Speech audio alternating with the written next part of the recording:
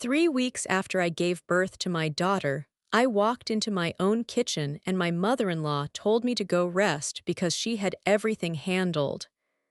My husband nodded. He did not look at me. He just nodded, and I stood there in my own home, in my own kitchen, holding my own baby, and I felt something shift inside me that I cannot fully explain even now. It was not anger yet. It was not sadness exactly. It was the feeling of becoming invisible in the place where I was supposed to be the most seen. That was the beginning. What I did not know yet was that the invisible feeling had been the plan all along. I did not know that yet, but I was about to find out. Before we go any further, I want to ask you something honestly. If the people who were supposed to love you the most were slowly replacing you in your own life, how long do you think it would take you to notice?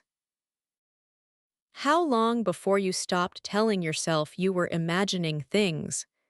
Stay here with Sofia's story, because this one does not end where you think it ends. And when you get to the part with the cameras, I want to know in the comments if you would have done the same thing she did. My name is Sofia, and I am going to tell you everything. I am going to tell you the parts I am not proud of, meaning the months I spent convincing myself that things were fine when nothing was fine. I am going to tell you about the things I missed, and the things I excused, and the way I kept choosing peace over truth because I thought that was what a good wife did. I am going to tell you about the cameras. I am going to tell you about the hearing. And I am going to tell you about the moment I stopped being afraid of the people who had been counting on my silence. But first, I need you to understand who I was before all of this happened, because the person I was before is exactly why it worked on me for so long. I grew up in a house where keeping the peace was the highest value. My mother was not a weak woman, but she was a woman who believed that family was sacred and that you protected it even when it hurt you. She taught me that you give more than you take. She taught me that love is measured in sacrifice. She taught me that a good woman absorbs hard things without making noise about it. I do not blame her for those lessons. I understand now that she was passing down what she had been given, but I carried those lessons into my marriage like they were gospel, and the people I married into had been waiting their whole lives for someone who believed exactly what I believed. I met Daniel when I was 26. He was charming in a way that felt effortless. He laughed easily and he was kind to strangers, and he had a way of making me feel like the most important person in the room. I fell in love with him fast. Looking back, I understand that fast is a word I should have paid more attention to. But I was 26 and he was everything I thought I had been waiting for. His mother, Renata, was another story from the very beginning.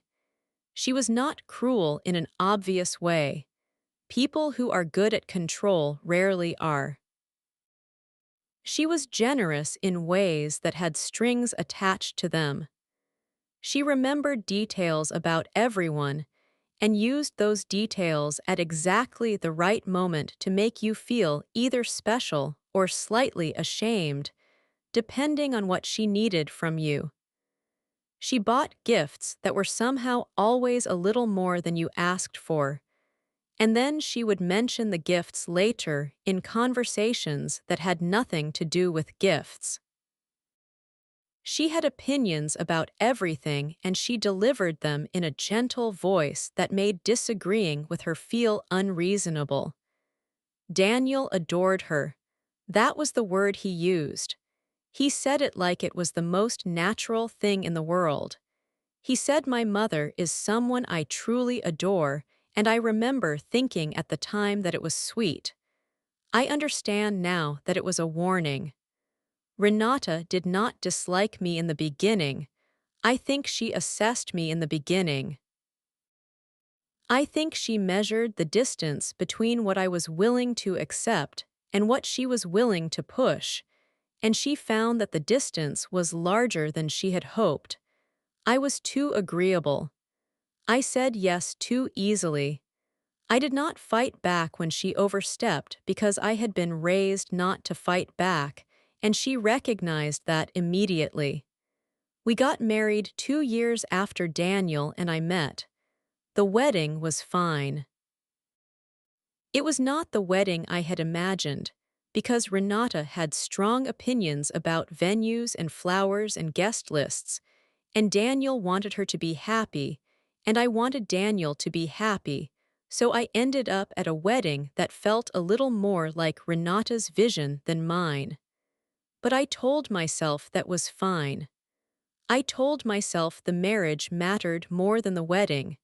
That became my most repeated sentence for the next 4 years. The marriage mattered more. I said it about holidays. I said it about how we spent money.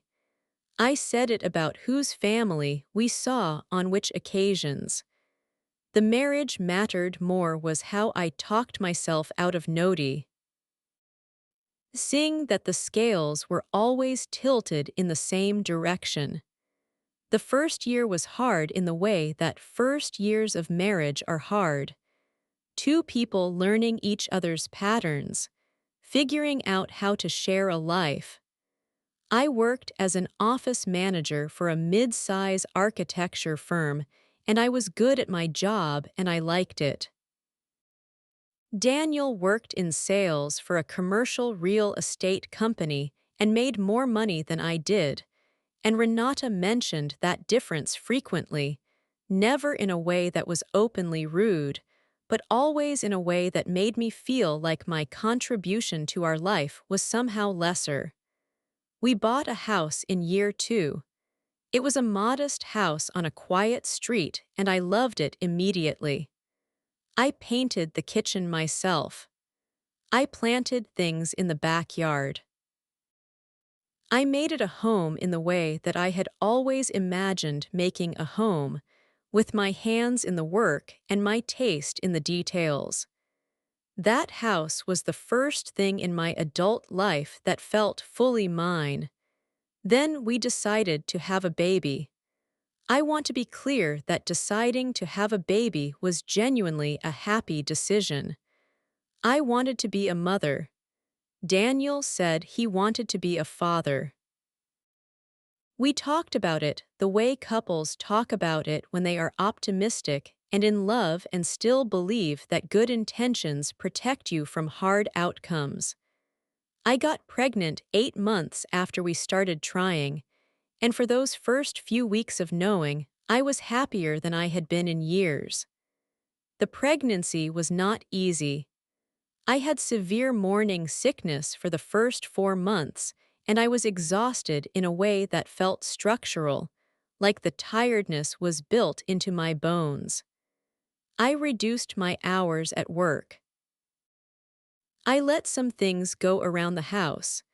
I asked Daniel to pick up more, and he did mostly, though Renata began calling more often during that time. She called with advice that I had not asked for.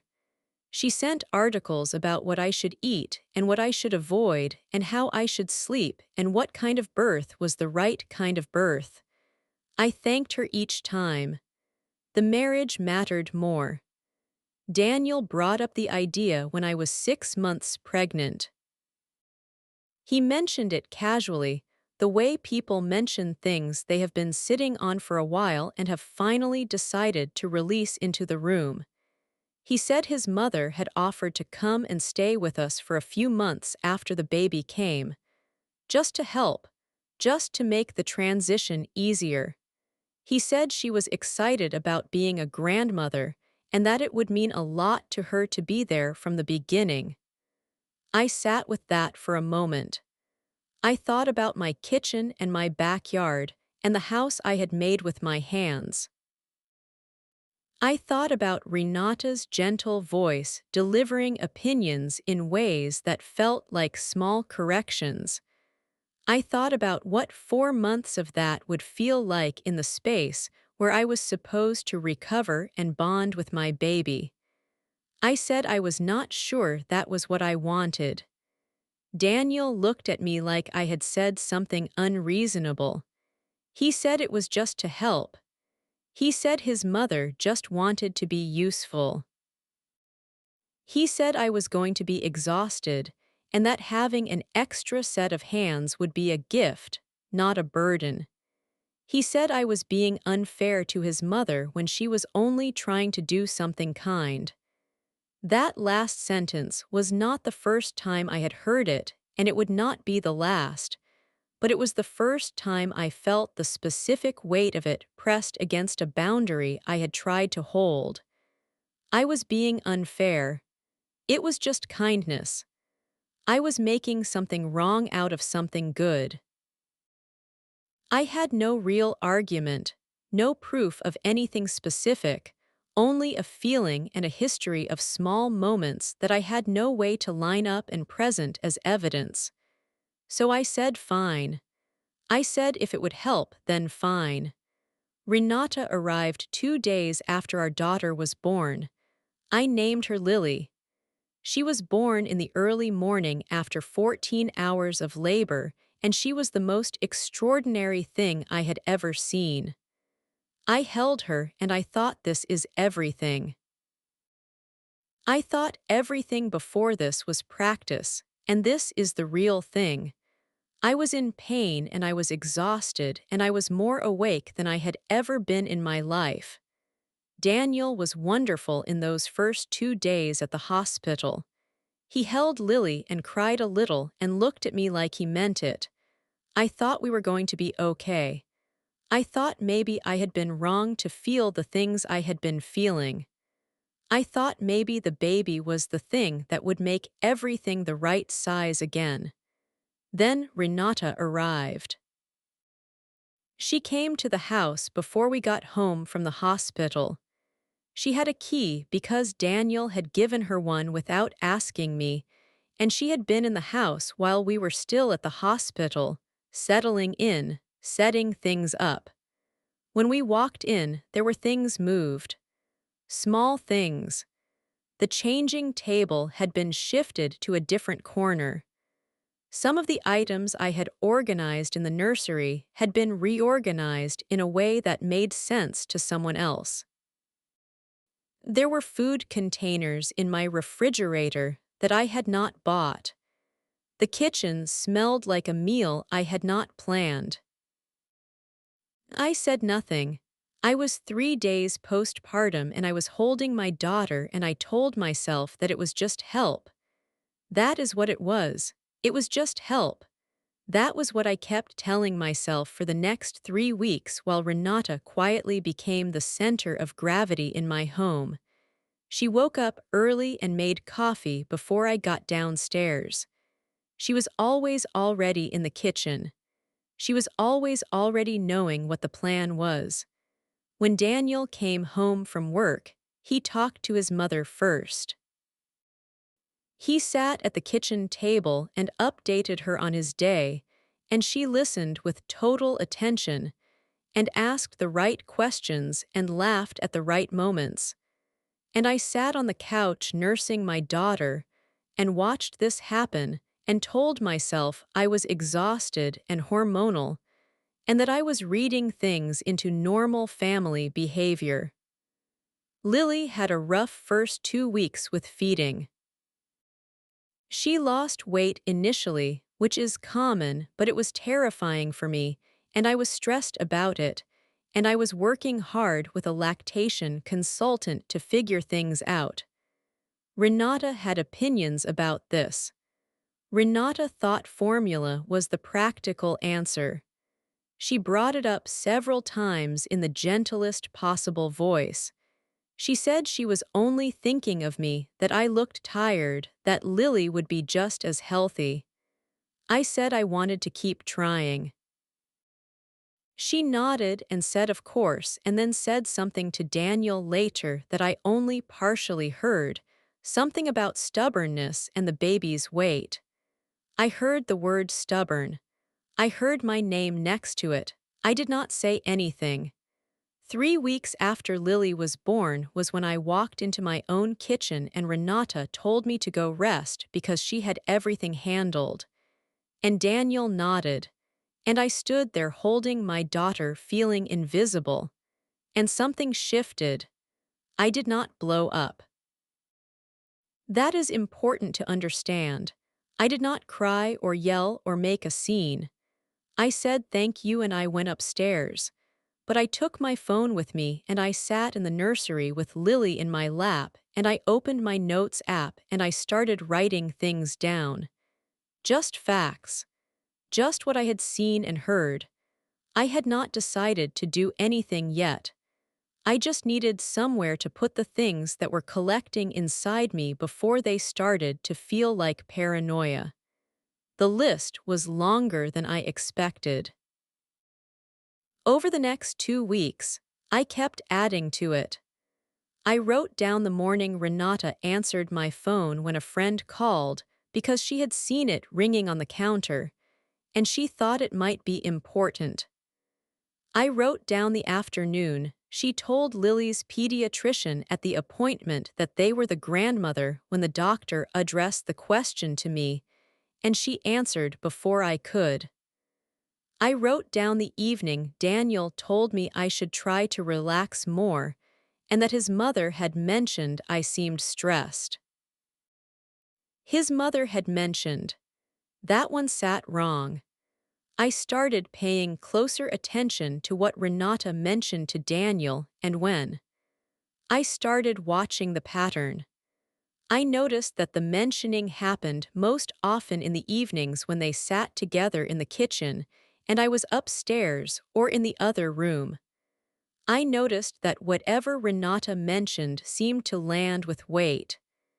I noticed that my opinions about my own home and my own child were regularly softer in Daniel's responses than his mother's. I noticed that I had become a guest in my house.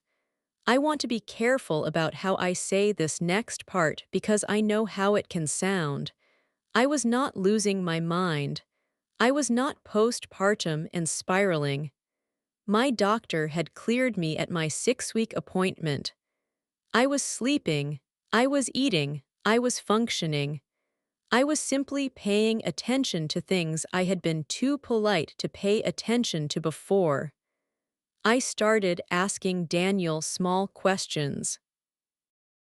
I asked him why he had told his mother about the argument we had about the pediatrician before he had finished talking it through with me. He said he had mentioned it casually, that it was nothing. I asked him why Renata had rearranged the nursery without asking me. He said she was trying to help, and I was being sensitive. I asked him how long his mother was planning to stay because the original conversation had been about a few months, and we were already at 6 weeks. He said he had not set a hard date with her, and that it seemed mean to push her out when she was clearly so happy. Mean to push her out. She had moved into my house while I was in the hospital. She had reorganized my home. She had inserted herself between me and my husband, and between me and my child, and between me and my own decisions about my own body and my own baby. And the word that applied to my asking about it was mean. That night after Daniel fell asleep, I lay there and thought about everything I had written in my notes. And I made a decision that I had never made before in my life. I decided to stop asking and start knowing. I ordered 3 small security cameras. I told Daniel I wanted to set them up because I was nervous about the house, general security, and he agreed without paying much attention. I put one in the living room, one in the kitchen and one in the hallway near the nursery. They were small and they blended in and they connected to an app on my phone. I want to be honest about what I expected to find. I thought I would find small things. I thought I would find Renata being overstepping in ways that were hard to name but visible on camera. I thought I might find confirmation of the feeling I had been carrying. I did not expect what I found. The first thing I noticed was the phone calls. Renata made calls on her cell phone in the kitchen most mornings while I was upstairs with Lily. That was normal. But I started watching the footage from the previous day each afternoon when I had a quiet moment, and I noticed that several of these calls happened right after Daniel left for work and before I came downstairs. I could not hear the content from the camera audio at that distance and with the ambient noise of the kitchen, but I could see that they were consistent. Every morning, same time, long calls, and then she would begin her day in my house as if nothing had happened. I did not jump to conclusions. I just kept watching. The second thing I noticed was a conversation I had not been meant to hear. It was on a Tuesday afternoon. I had put Lily down for a nap, and I had quietly come back downstairs earlier than usual. The footage from that day showed what I had missed because I was at the top of the stairs when it started and had stopped when I heard voices. On the camera, I could see Renata sitting at my kitchen table with her phone on the table between her and the chair where Daniel sat when he was home. She was talking to someone on speaker, a man's voice. I turned up the audio as much as I could on the app and I caught pieces. I caught the name of Daniel's family lawyer. I caught the phrase financial arrangement. I caught the words before the second one comes, before the second one comes. I sat very still with my phone in my hands. I thought about what I had just heard and I thought about all the ways I could interpret it and I made myself consider every innocent explanation before I allowed myself to feel what I was feeling. And then I played it again. And then I played it again. Before the second one comes. I called my friend Priya that evening. Priya is the kind of friend who has known me since I was 22 and who does not let me talk myself out of trusting my own eyes. I told her what I had heard. She was quiet for a moment. Then she said, "Sofia, do you know anything about Daniel's finances that you do not know you know?" I said, "What do you mean?" She said sometimes people who are planning things make small moves early that look like nothing until you have the full picture. She said think about the last few months and tell me if anything seemed different about money. I thought about it, and then I remembered the savings account. Daniel and I had a joint savings account that we had opened together in year 2 of our marriage. We contributed to it equally from our direct deposits each month. I had not looked at it recently because I had been on maternity leave and my finances were tighter, and I had been focused on Lily and not on banking statements. I looked at it that night. The balance was not what it should have been. Over the previous 8 months, there had been a series of transfers, not large ones all at once. Small ones, $200 here, $300 there, $450 in 1 month, $380 in another, but they added up, and they added up to just over $11,000 that was no longer in an account that was supposed to belong to both of us. I did not sleep. I lay there next to Daniel and I thought about the transfers. I thought about the phone calls in the kitchen. I thought about the lawyer's name I had heard on the camera. I thought about Renata arriving 2 days after my daughter was born and reorganizing my home and making herself the center and making me smaller, and I thought about Daniel nodding when she told me to go rest, and I thought about the word mean being used to describe my asking when his mother was leaving. And I thought about the phrase before the second one comes. Did they think I was pregnant again? Were they planning something around the possibility of another child? Were they trying to move money before a divorce? Was there a plan I had been living inside of without being handed the map? I did not know yet, but I knew that I needed help. In the morning, I called my cousin Tomas.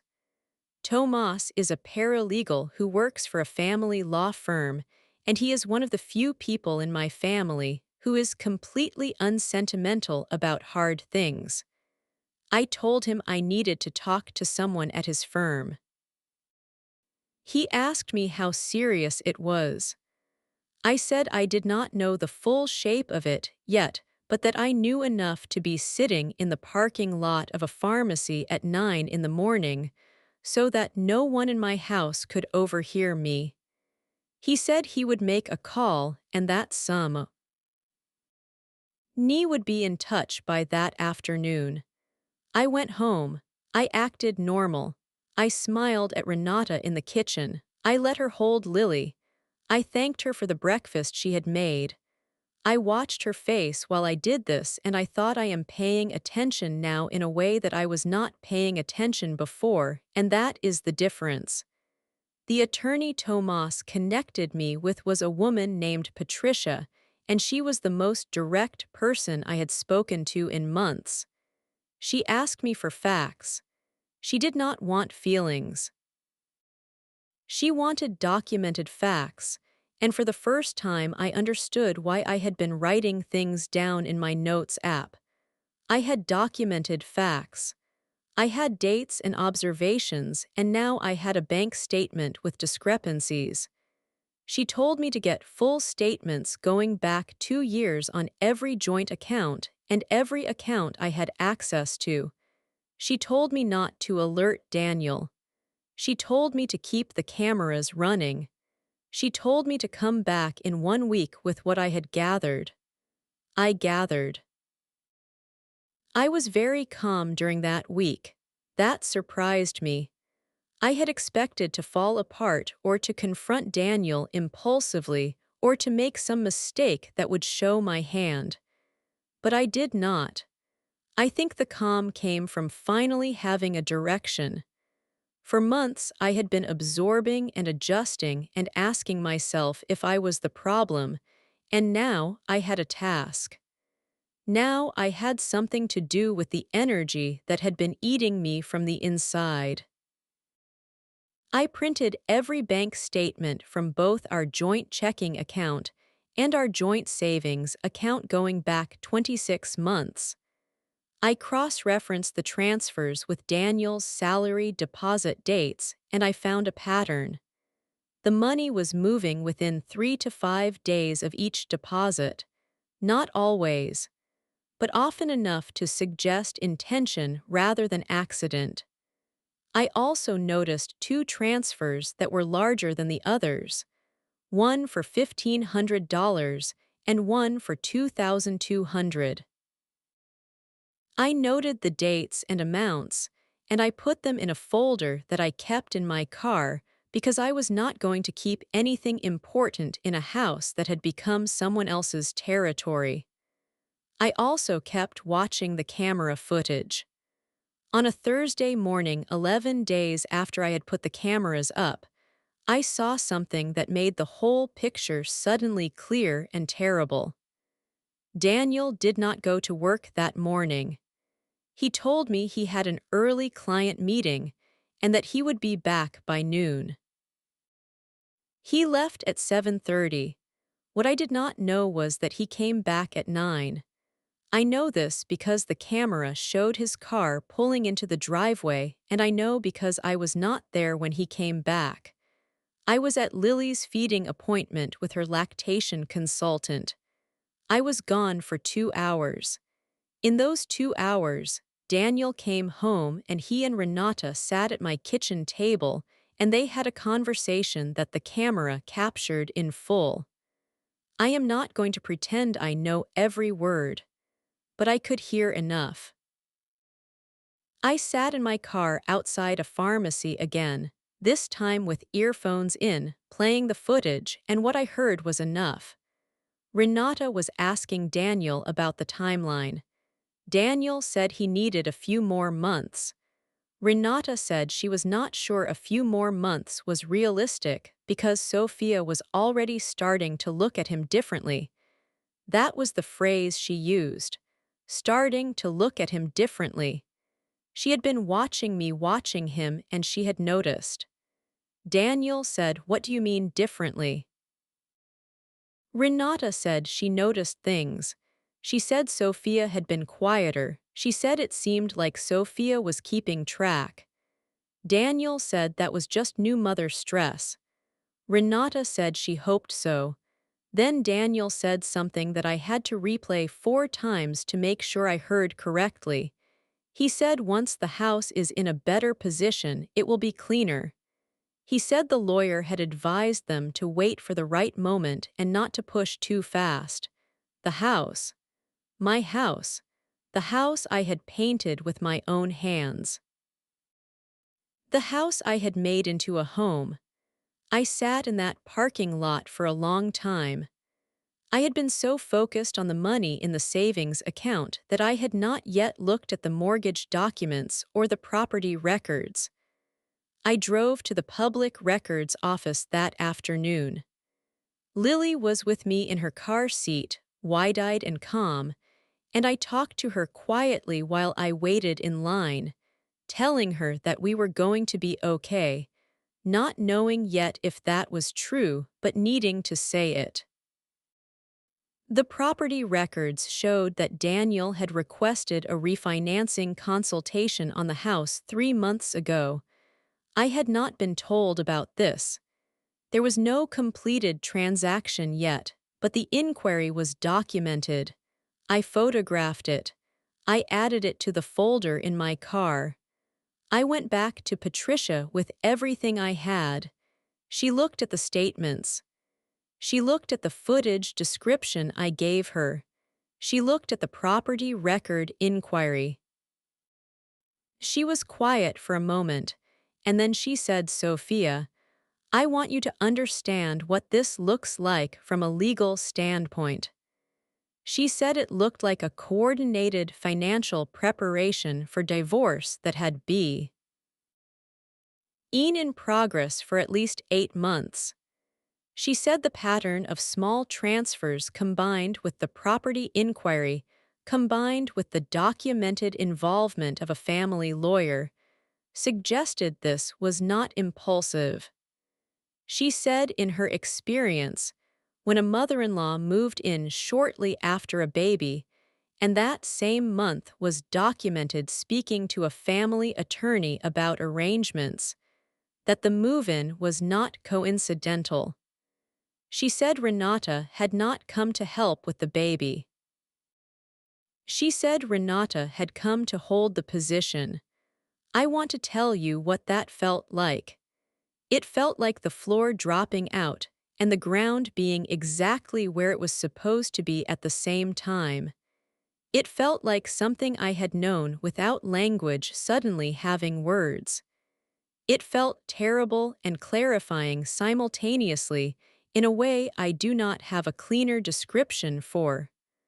Renata had come to establish herself in the household, to become necessary, to become the person Daniel leaned on in the space where a spouse would be, so that when the separation came, the picture would already be drawn. Daniel would have a stable household with a present support system. I would be the new mother who was stressed and difficult and had been struggling. The pediatrician appointment where Renata answered for me. The comments about my stubbornness around feeding. The mentions to Daniel about how I seemed to be keeping track. She had been building a narrative. and I had been standing inside it without knowing the walls were there. Patricia told me what my options were. She told me that the most important thing I could do right now was to protect my legal position without alerting them that I knew. She recommended I open a separate account for my own income before I return to work from maternity leave. She told me to document everything going forward. She told me to keep the cameras running. She told me not to share anything with anyone who might mention it to Daniel or Renata.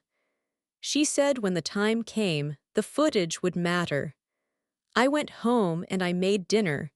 I made enough for 3. I set the table. I sat across from my husband and his mother, and I ate and I listened and I watched and I kept my face calm. It was one of the hardest things I had ever done and also one of the most clarifying. Because sitting there knowing what I knew, watching how they talked around me and over me and about me in soft tones as though I were a manageable inconvenience, I understood something I had not fully understood before. I was not losing a marriage. I had never had the marriage I thought I had. I was losing an illusion. And the truth of that was terrible, but it was also something I could stand on in a way the illusion had never allowed.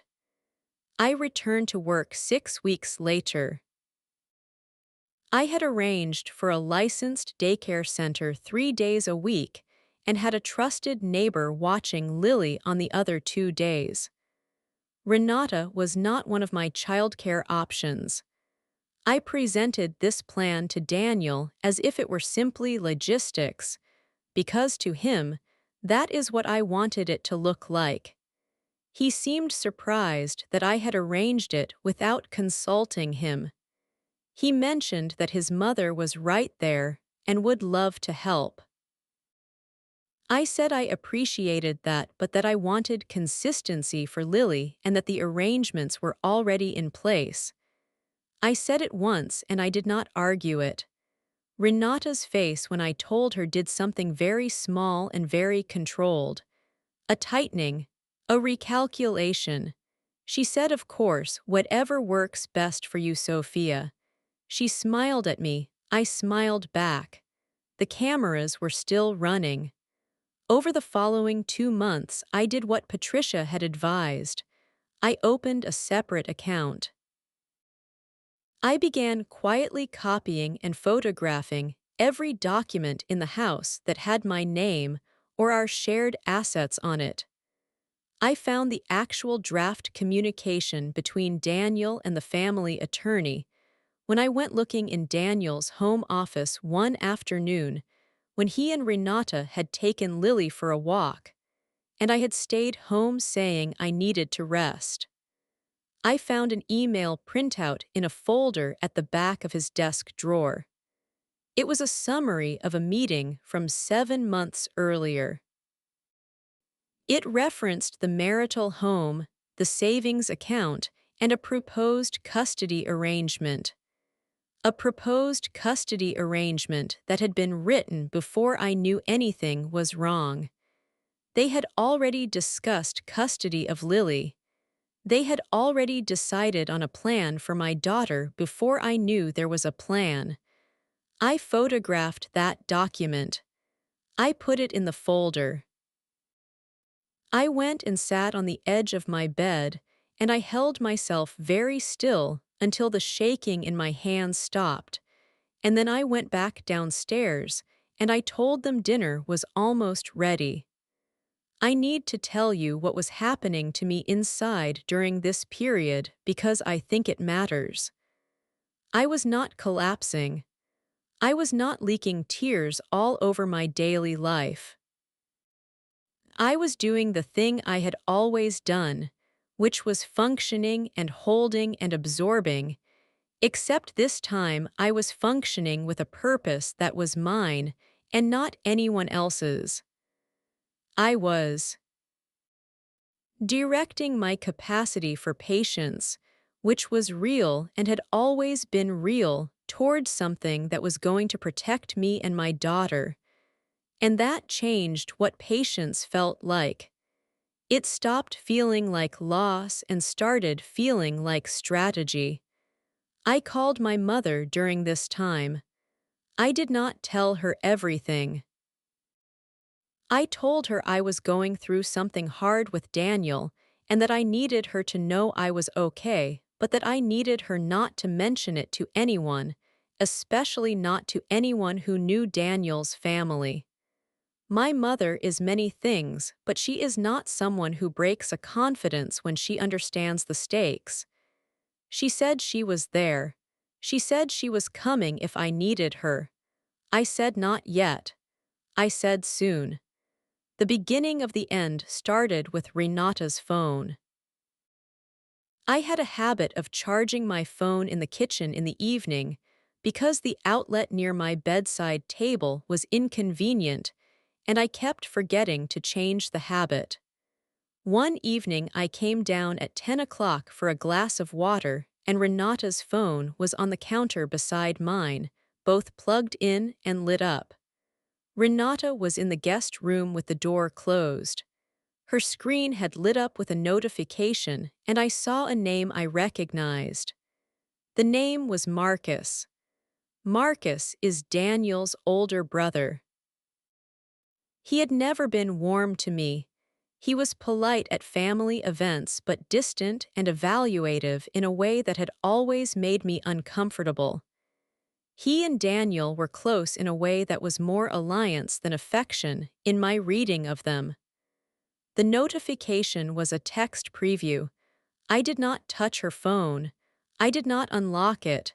I just read what was visible on the screen. The preview said 2 words that I will not forget. She's asking. She's asking. I photographed the screen with my phone before it timed out. I went upstairs. I did not sleep well. I turned over those 2 words for a long time. She's asking meant someone had been watching for when I started asking questions. She's asking was a status update. It meant Renata had been reporting to Marcus about whether I was getting close to the truth. I added the photograph to my folder. The next morning I called Patricia and told her what I had seen. She told me this was actually significant because it established that a third party was involved in coordinating whatever was being planned. She asked me if Marcus had any financial stake in the outcome of a divorce. I said I did not know. She said find out. I found out.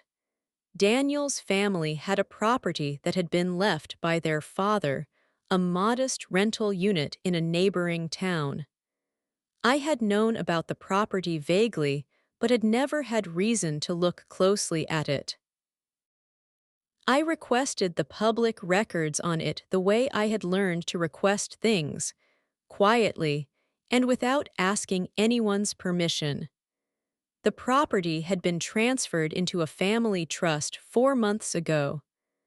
A family trust that listed Renata, Daniel, and Marcus as trustees. The transfer had happened 6 months after Lily was born, and 4 months before the date on the email printout I had found in Daniel's desk.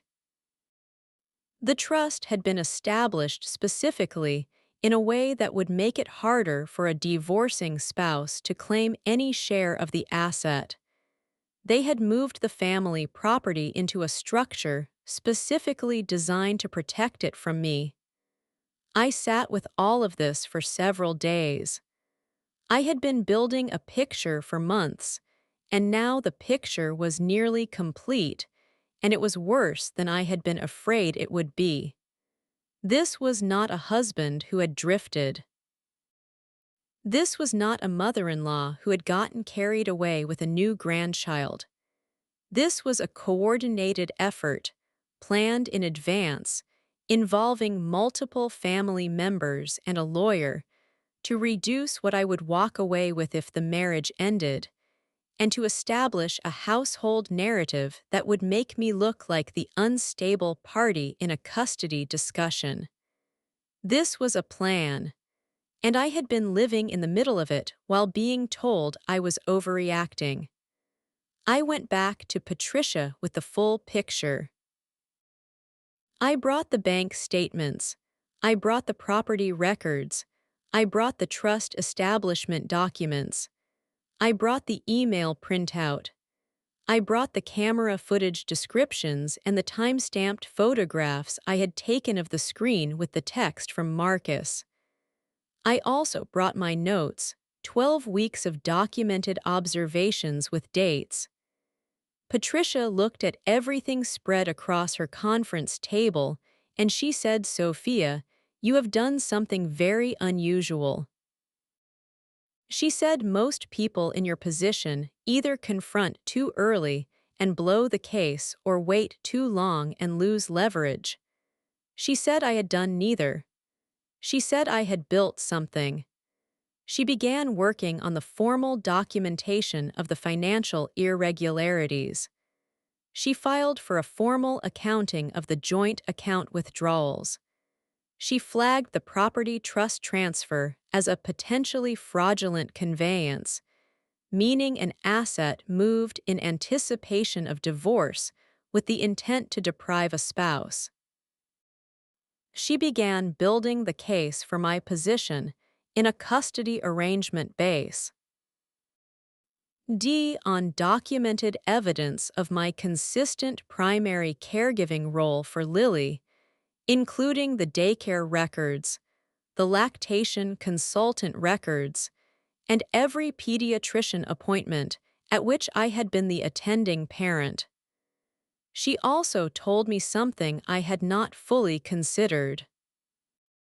She said the camera footage, depending on content and legality of recording in our state, could be significantly useful in countering any narrative that had been built about my mental state or my role as a primary caregiver.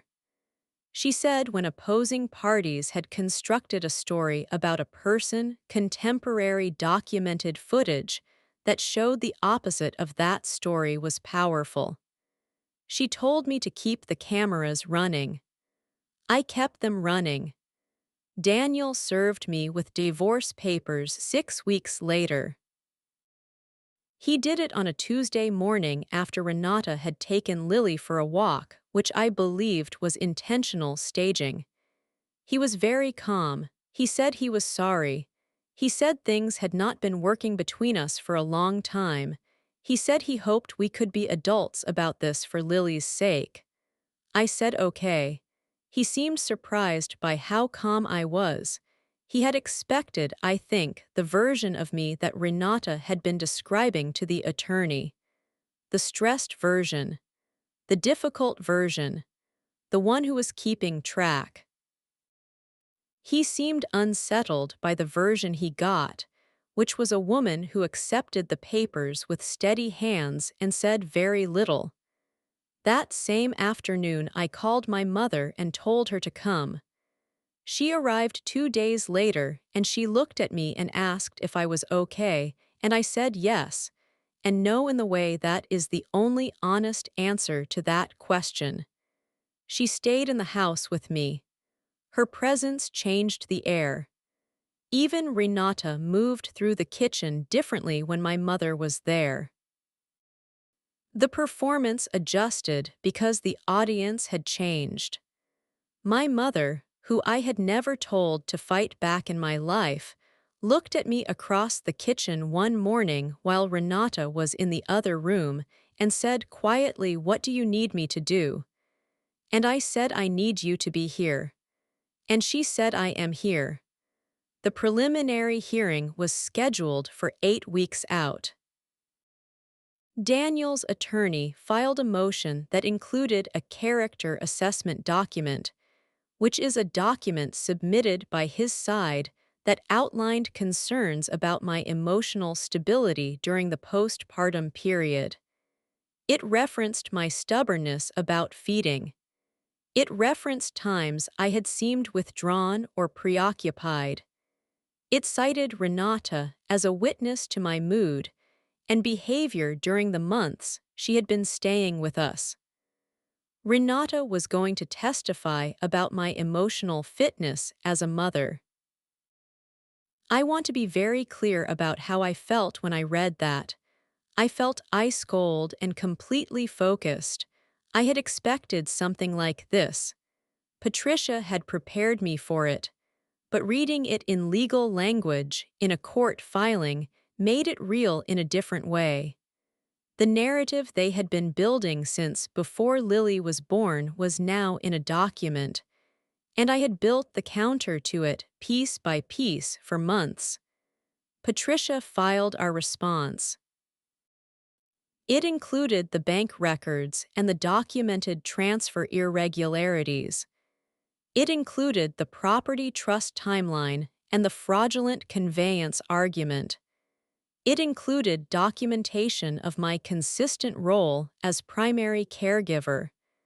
It included copies of the daycare records and every medical appointment record.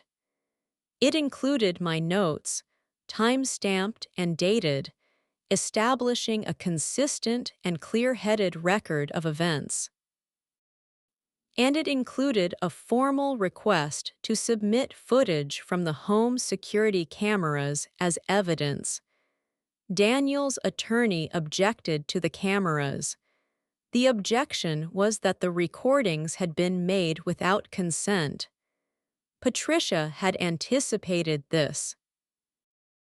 She had researched the recording laws in our state carefully before advising me to install the cameras in common areas of my own home, which I was legally entitled to do under the laws of our state at the time, in common living areas where there was no reasonable expectation of privacy. The kitchen and the living room qualified. The footage was admissible. Daniel's attorney asked to view the footage before the hearing. Patricia submitted relevant clips. Not everything. The specific clips she selected were the ones that mattered most. The kitchen conversation about the timeline. The morning call Renata had made on the day I had gone to Lily's appointment. The clip in which Renata had answered the pediatrician's question before I could. The clip in which Daniel had returned to the house, saying he was at a client meeting when the footage placed him at home in the middle of that morning. I was told later by Tomas, who had enough legal knowledge to read between the lines of what Patricia reported, that when Daniel's attorney showed him those clips, the session ended early. That Daniel had been very quiet afterward. The hearing happened on a Wednesday morning. I wore a dark blue dress. My mother sat in the gallery with Priya on one side of her. I walked in with Patricia and I sat down and I was calm. I had been carrying the weight of this truth for long enough that the courtroom did not feel frightening. It felt like the room where the weight could finally be put down. Daniel walked in with his attorney. Renata was there in the gallery. She looked at me and I looked at her, and I held her gaze until she looked away, which she did before I did. The hearing covered 3 core issues. The first was the financial irregularities in the joint accounts. The second was the property trust and the fraudulent conveyance claim. The third was custody. On the financials, Daniel's side had very little to offer. The pattern of withdrawals was documented.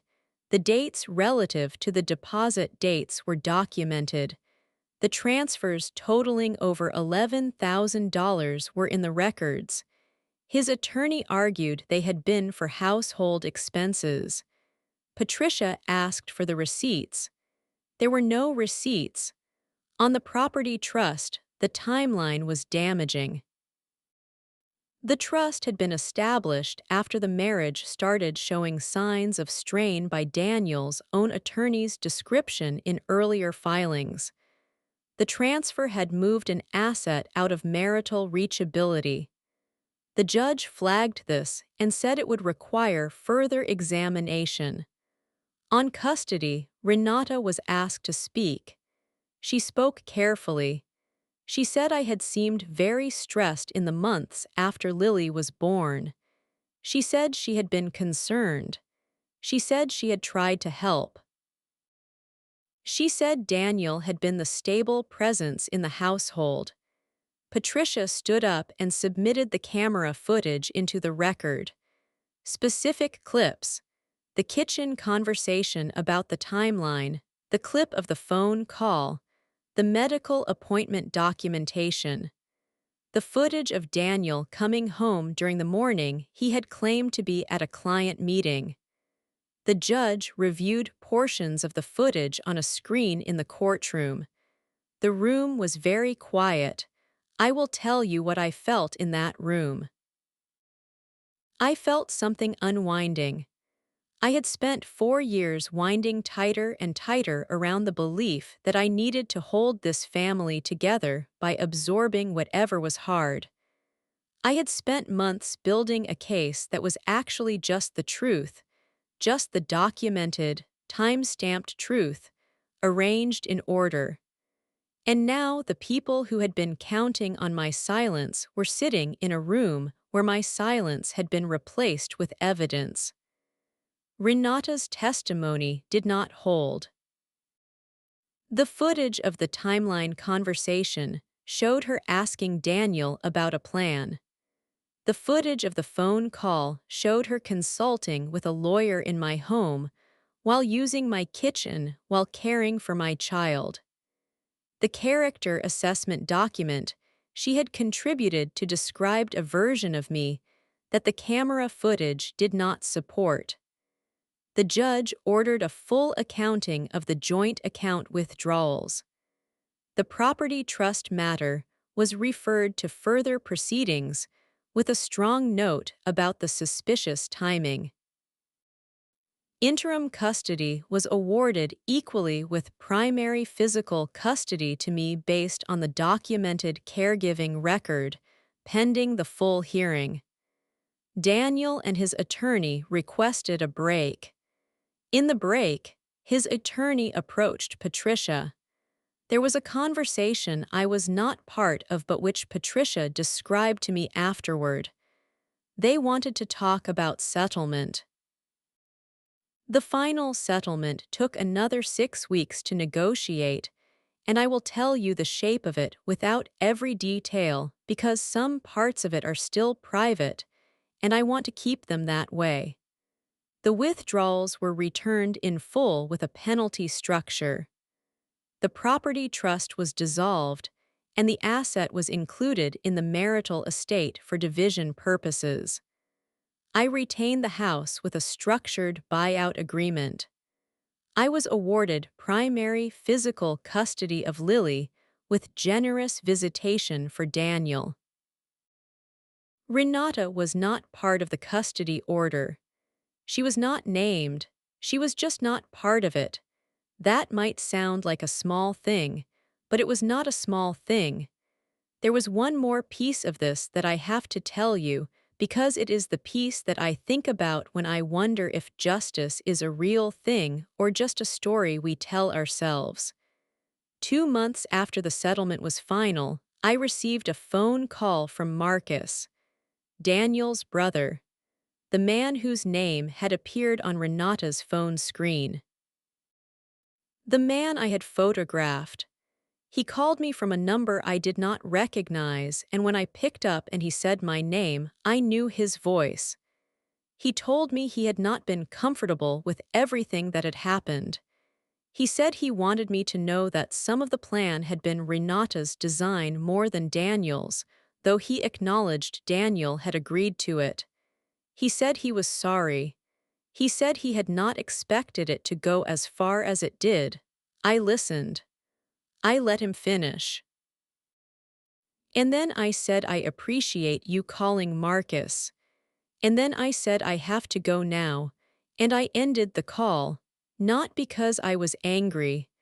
I was past anger by then. I ended the call because I had nothing left to prove and nothing left to seek from any of them. The call from Marcus was not closure. Closure is not something another person gives you. It is something you arrive at when you realize that the story they were trying to tell about you was never the truth, and the truth you built was always stronger, and you are on the other side of it now, and your daughter is asleep in the room down the hall, and your house smells like the dinner you made for yourself, and there is nobody in your kitchen that you did not invite there. That is what peace feels like when you have actually earned it. It does not feel like triumph. It feels like a very quiet morning. It feels like knowing exactly who you are and not needing anyone else to confirm it. It feels like space, actual space, for the first time in years, space where something used to press against you and now there is just open air. Lily is 14 months old now. She is walking. She grabs at everything and she laughs at the wrong moments, and she has her father's eyes and my stubbornness, which is no longer a word I accept as a criticism. I am stubborn. I was stubborn about feeding her and about her medical care and about the truth of my own situation, and I will be stubborn about every good thing for the rest of my life. I went back to work full-time. I renegotiated my role and got a better title and a better salary. I redid the kitchen. I moved the furniture back to where it had been before Renata arrived, and I added new things that are entirely mine. I call my mother twice a week. I call Priya more than that. I have started being very honest with the people around me about what I see and feel, not in a way that creates conflict, but in a way that refuses to create silence where there should be speech. I do not regret that I tried. I do not regret that I loved Daniel as genuinely as I did. I do not regret the patience I gave to those years, because that patience was real, and it was part of me, and I do not have to hate the part of me that loved too long in order to respect the part of me that finally decided that enough was enough. I regret not trusting my first feeling. The one I had when Renata told me to go rest in my own kitchen and Daniel nodded. That feeling was telling me something real, and I excused it away. That is the one thing I would redo. Not to save the marriage. I understand now there was no marriage to save in the way I had imagined it, but I would have moved faster. I would have gotten to the truth sooner. I would have protected myself and Lily sooner, but I got there. We got there. And that is what I need you to take with you from this story. Not the legal strategy, not the cameras or the property records or the hearing. Those are just the mechanics. What I need you to take is the moment in the parking lot outside the pharmacy when I decided to stop excusing and start knowing. That is the moment everything changed. That is where the power was. You already know the things you have been excusing. You already know the feeling you have been calling paranoia.